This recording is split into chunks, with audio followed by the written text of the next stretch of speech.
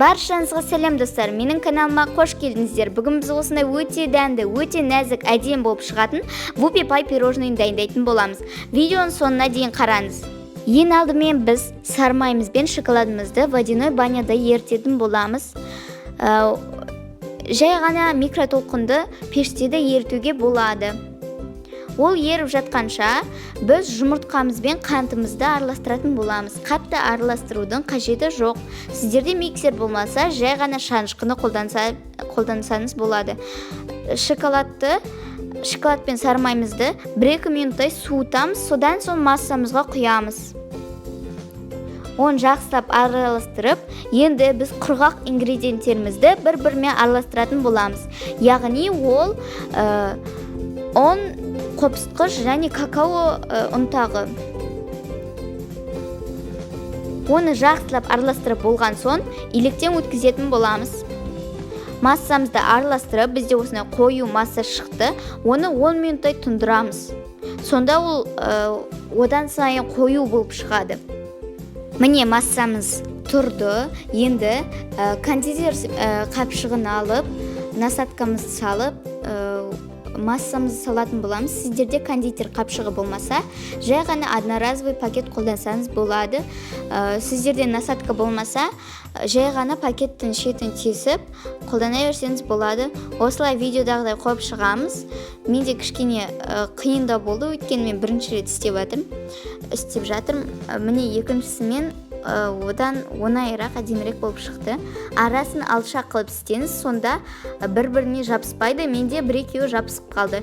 Енді видеодағыдай осы корждарымыздың жұбын іздейтін боламыз.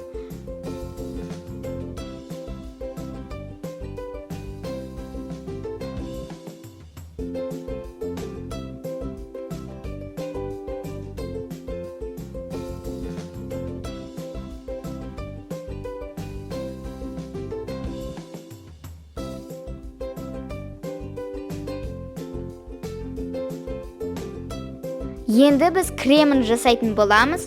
Ол үшін бізге кілегей керек. 33-35 аралығында. Оны кішкене қоюланғанша миксер дейтін боламыз. Ол кішкене қоюланғаннан кейін қант ұнтағын және творожный сырымызды қосып, барлығын жақсылап миксерлейміз.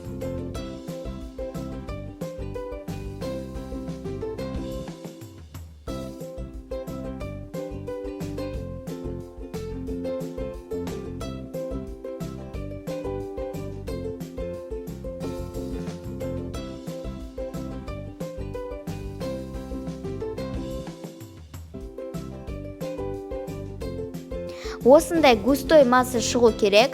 Ол өз формасын ұстау керек. Оны төңкергенде де ол ақпайды. Енді біз видеодағыдай оны өздеріміздің корждарымызға жағатын боламыз.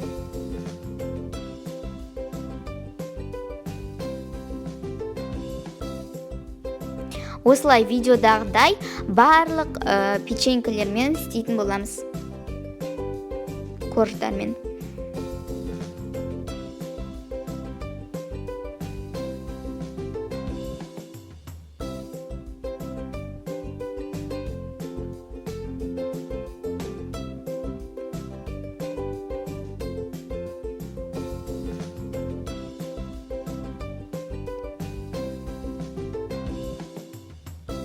Барлығын істеп болған соң қалауларынша безендіретін боламыз. Мен ертілген шоколадпен бетіне кішкене кремін қойып безендірдім. Сіздер өз қалауларынша безендірсеңіз болады, түрлі-түрлі ерекше қылып. Мен сияқты істейтін болсаңыз, бетіне кремнің үстіне құлпынай, малина қосып безендірсеңіз болады. Осындай бізде өте дәмді, өте нәзік әрі әдемі пирожныйлар шықты. Баршаңызға істеп көруге кеңес берем. Қиын емес. Барлық қосатын заттарын мен видеоның астына, описанияға және комментарийда белгілеп кетем. Баршаңызға істеп көріңіз, өте дәмді, күшті, жұмсақ болып шығады. лайк басып пікір қалдыра кетіңіз. Сау болыңыз.